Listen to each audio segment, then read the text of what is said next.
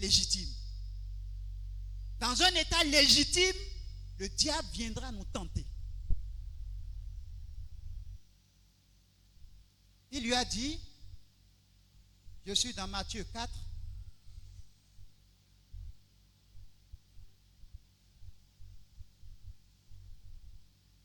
ordonne que ces pierres deviennent des pains. Parce qu'il savait que Jésus avait faim. Ordonne que ces pierres deviennent des pains. Bien-aimé, c'est normal. C'est un absolu. C'est une certitude qu'il y a certains besoins aujourd'hui que l'homme doit satisfaire. Mais dans la satisfaction de ces besoins, sommes-nous en train d'obéir ou de désobéir? C'est la question qui se pose. C'est à cette question que nous sommes confrontés au travers de la tentation, de cette première tentation de Jésus. Dans la quête de la résolution des besoins ultimes, on parle des 5 besoins fondamentaux. Dans la résolution de ces 5 besoins fondamentaux, sommes-nous sûrs d'obéir ou nous cherchons à satisfaire ces besoins même au prix de la désobéissance?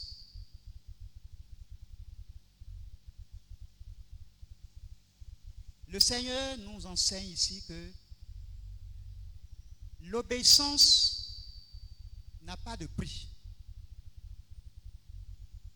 La désobéissance n'est pas acceptée quand bien même c'est pour satisfaire des besoins ultimes, des besoins fondamentaux.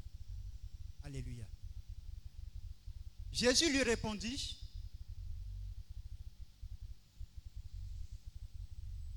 il est écrit, l'homme ne vivra pas de pain seulement, mais de toute parole qui sort de la bouche de Dieu. Alléluia. L'homme ne vivra pas de pain seulement, de toute parole qui sort de la bouche de Dieu. Quelle est la volonté de Dieu dans la quête de la résolution de ce besoin ultime? Quelle est la parole de Dieu? Qu'est-ce que Dieu dit dans la quête de la résolution de ce besoin ultime? Si nous mettons de côté ce que Dieu dit dans la quête de la résolution de ce besoin ultime, c'est que nous désobéissons. Alléluia. Ce que Dieu dit dans le besoin de satisfaire à la fin, dans le cas du Seigneur Jésus-Christ, c'est que l'homme ne se nourrira pas seulement du pain, mais de toute parole qui sort de la bouche de Dieu. Alléluia.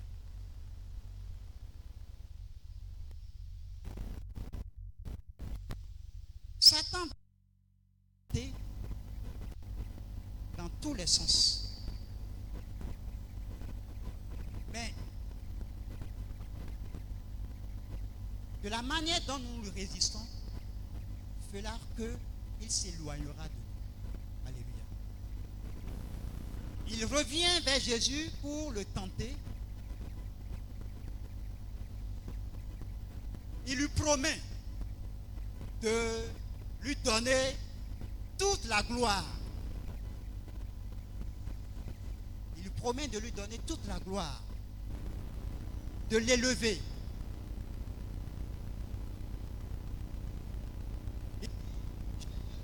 Toutes ces choses, si tu te consternes. Alléluia. Dans la quête de la gloire, sommes-nous prêts à désobéir? Dans la quête de la puissance, sommes-nous prêts à aller contre la volonté de Dieu?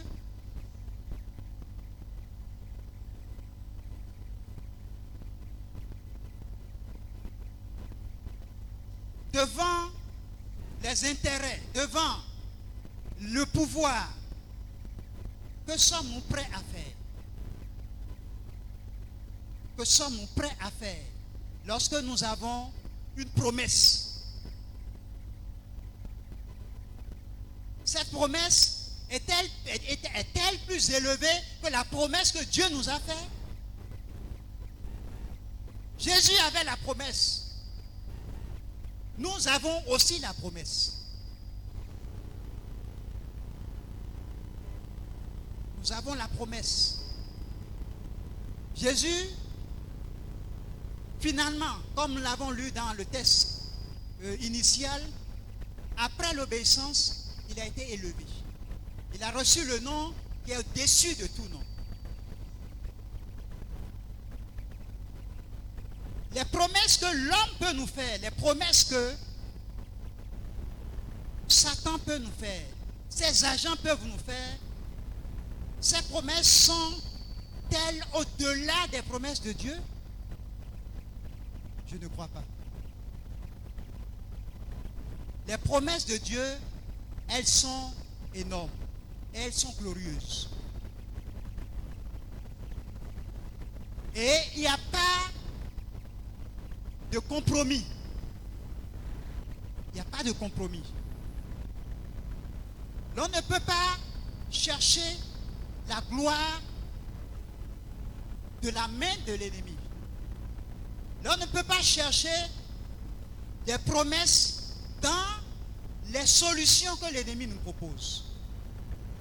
Nous ne pouvons pas aller chercher les réponses dans les propositions du monde. Mais les réponses que nous devions chercher, c'est dans la volonté de Dieu, c'est dans la parole de Dieu. Nous ne pouvons pas aller chercher l'accomplissement d'une promesse en nous alliant à l'ennemi. On ne rentre pas en alliance avec l'ennemi. On ne se soumet pas à l'ennemi. C'est se livrer entre ses mains. Alléluia. C'est lui donner sa vie. C'est de l'établir comme son roi, comme son chef. C'est devenir esclave du péché. C'est devenir esclave de l'ennemi. Lorsque nous ne voulons pas être esclaves du péché, esclaves de l'ennemi, nous devons obéir à Dieu. Nous devons obéir aux recommandations de Dieu. Nous devons obéir aux prescriptions de Dieu.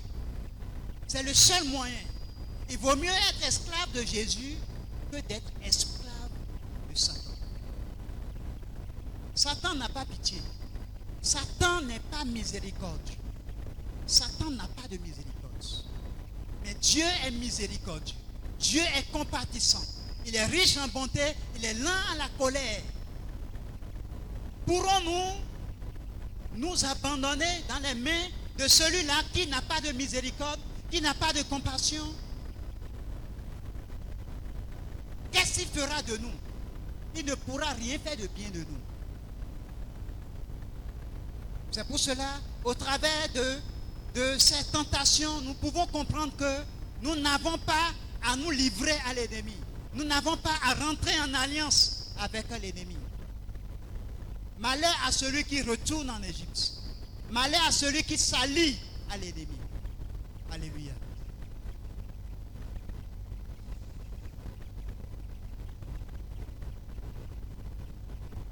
La Bible nous dit que le diable rôde. Mais quand il rôde et il ne voit pas d'issue, il s'éloigne. Alléluia. Jésus lui dit, retire-toi Satan, car tu as le Seigneur ton Dieu et tu le serviras lui seul. Alors, le diable le laissa.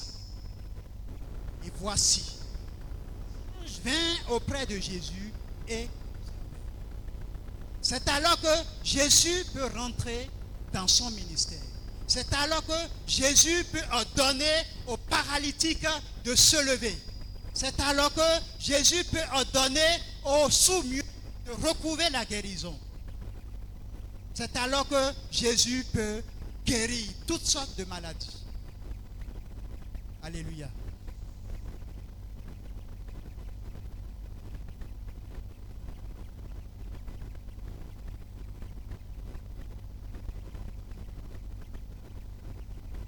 Le Seigneur nous enseigne que nous devions obéir,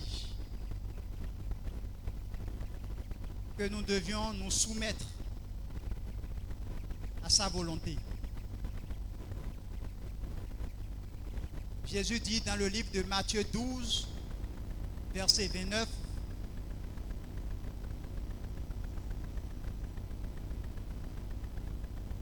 ou comment quelqu'un peut-il entrer dans la maison d'un homme fort et piller ses biens?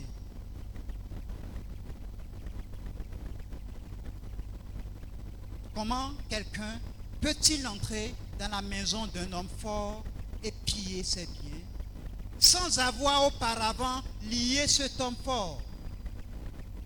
Alors seulement il pillera sa maison. Lorsque nous donnons accès à l'ennemi, lorsque nous donnons accès à l'homme fort, nous ne pouvons rien faire que de nous soumettre, que de subir.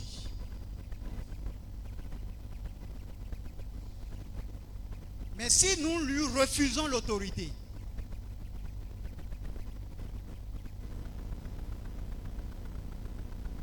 c'est de cette manière que nous lions l'homme fort. C'est de cette manière que nous nous soustrayons de sa domination, de son autorité. C'est de cette manière que nous pourrons commander. Parce que nous ne l'avons pas accepté comme notre autorité.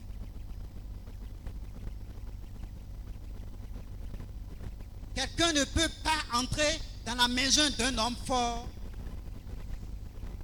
et piller sa maison sans l'avoir lié auparavant, sans avoir donné l'autorité à Dieu, sans avoir refusé l'autorité à Satan. Nous ne pouvons pas refuser les échecs. Nous ne pouvons pas refuser les situations auxquelles nous pouvons être confrontés. Parce que nous l'avons accepté dans notre camp. Parce que nous sommes liés à lui. Nous ne pouvons pas refuser la maladie. Nous ne pouvons pas commander la maladie. La Bible dit, ils imposeront les mains aux malades et les malades seront guéris. Comment pourrons-nous le faire si nous avons donné accès à Satan? Si l'homme fort, nous avons fait alliance avec lui, comment pourrons-nous dépouiller sa maison? Comment pourrons-nous refuser de nous soumettre à ces agents, aux démons, à tout esprit mauvais? Comment pourrons-nous les chasser alors que nous avons accepté Satan comme étant le maître? Il est le père de ceux qui ont des attributs comme lui. De ceux qui ont rejeté Dieu et donc qui l'ont accepté. Il est le père du mensonge. Il est celui qui est le ruseur. Si nous avons les attributs de Satan, c'est que nous avons rejeté les attributs de Dieu. Et donc, nous sommes alliés de ce fait à Satan. Et nous ne pourrons donc pas refuser de manifester ses attributs. Alléluia. Alléluia. Nous devions savoir que c'est Dieu seul qui connaît tout, qui sait tout. C'est Dieu seul qui a toute autorité, toute puissance. Alléluia. Quand bien même Dieu nous a donné le libre arbitre, quand bien même Dieu nous a donné la capacité de choisir, d'obéir ou de désobéir,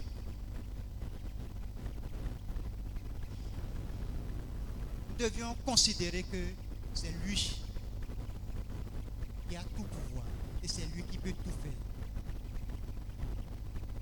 Et nous devons suffisamment faire confiance en lui pour qu'il détermine ce qui est bon et ce qui est mauvais pour nous. Alléluia.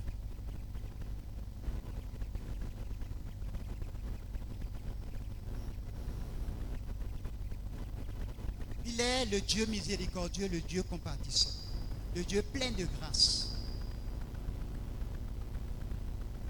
Et il ne nous laissera pas. Il dit, celui qui vient à moi, je le reprends. S'il s'avère que nous tombions, nous devions savoir qu'il est plein de grâce. Et il nous revient de nous rapprocher de lui. Il est juste et il est fidèle de nous pardonner nos erreurs, nos fautes, nos péchés.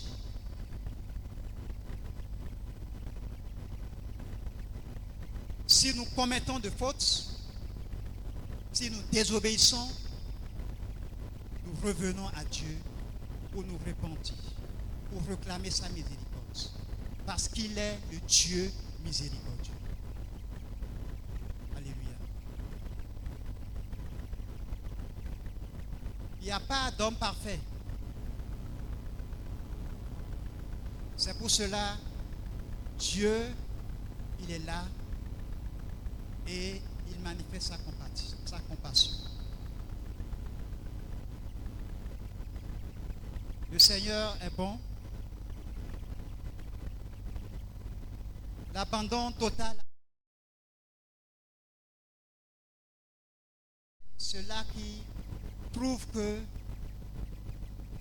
cela qui nous amène à l'obéissance. Alléluia. C'est l'abandon total à Dieu qui nous amène à l'obéissance. L'obéissance, c'est la manifestation de la foi.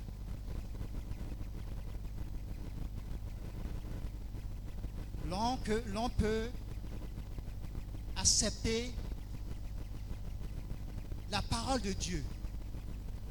L'on peut croire à la parole de Dieu de façon intellectuelle. Mais ce qui nous amène à l'obéissance, c'est quand de notre cœur nous l'acceptons. C'est quand nous pouvons nous abandonner entièrement. C'est en ce moment-là que nous sommes prêts à obéir. Celui qui n'a pas accepté Dieu comme étant son roi, son maître, celui qui n'a pas accepté se mettre sous le joug de Dieu, celui qui n'accepte pas se rendre indépendant de Dieu, ne peut pas obéir. Alléluia. Alléluia. Que le Seigneur nous accorde la grâce afin que nous puissions le connaître. C'est celui qu'on connaît à qui on peut s'abandonner. Que nous puissions le connaître suffisamment au point de nous abandonner, corps, âme et esprit. Et c'est dans la connaissance de la parole de Dieu que nous trouvons la capacité de nous opposer à l'ennemi. Il est écrit. Il est encore écrit, nous a dit le Seigneur Jésus-Christ. C'est dans la connaissance de la parole de Dieu que nous trouvons les armes pour rejeter les ruses, les plans de l'ennemi, les séductions de l'ennemi, les tentatives de l'ennemi et les tentations de l'ennemi. Alléluia.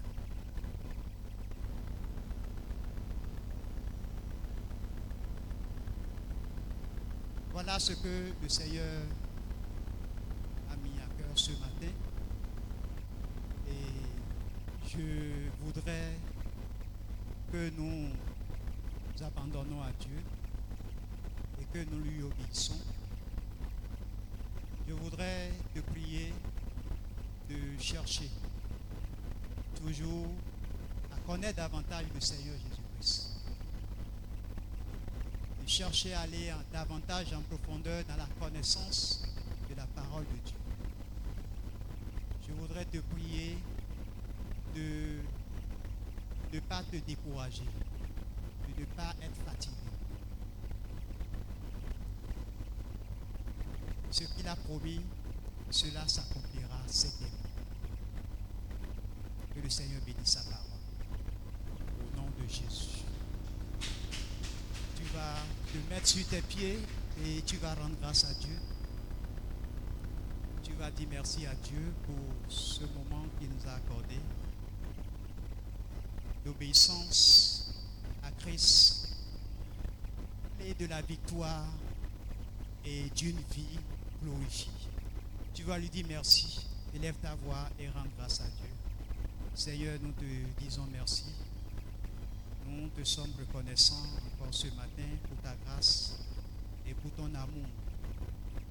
Oui, Christ, entrant dans le monde, tu as promis obéir à Dieu le Père.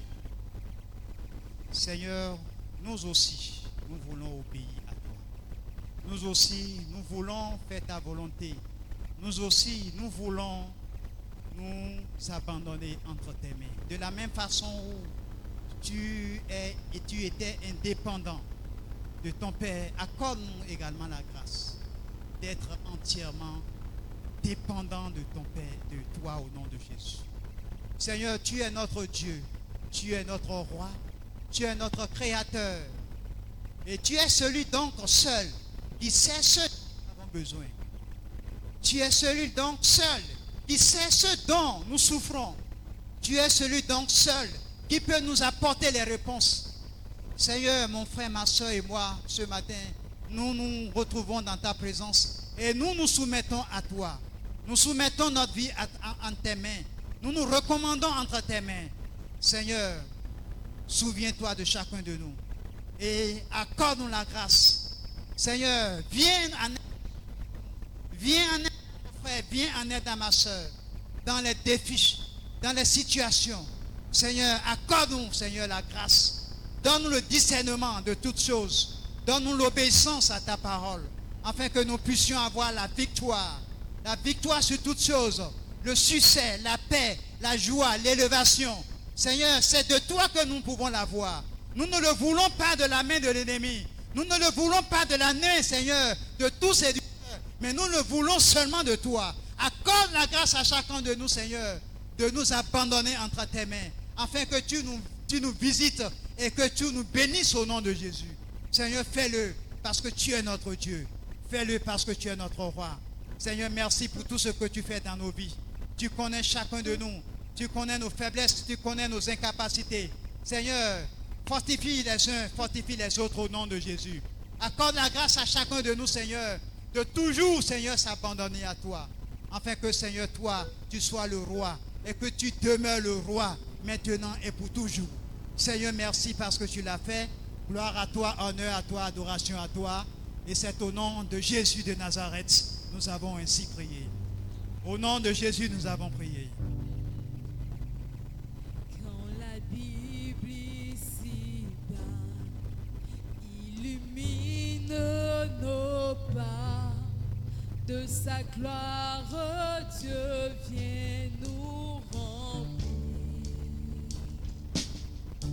Quand je veux ce qu'il veut, en son nom je le peux. Simplement il faut croire, obéir, pour que Dieu puisse ouvrir les écluses célestes.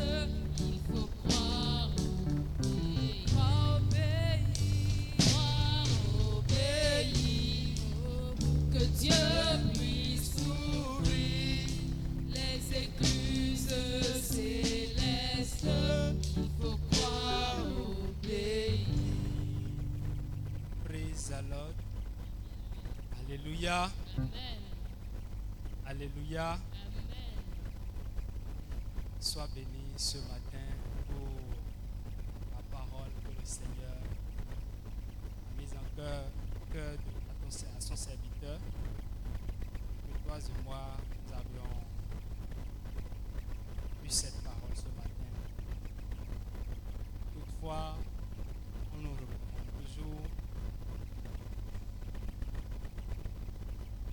d'obéir à l'Éternel, les amis.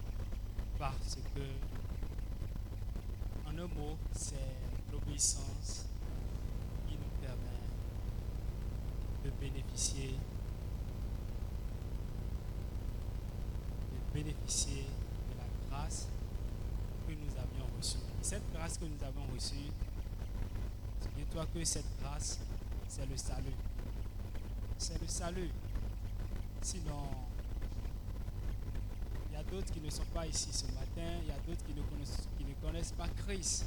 Mais toi, tu peux être dans ta maison, en train d'être sur ton lit, bien être occupé à autre chose, mais tu as consacré ce moment pour l'Éternel. Et l'effort qu'on fait au quotidien, tous les jours, envers la parole de Dieu, envers l'abandon à Christ, je nous prie que l'exhortation de ce matin et de tous les jours nous amène toujours à marcher dans la lumière du Seigneur, afin que nos efforts sur la terre ne soient pas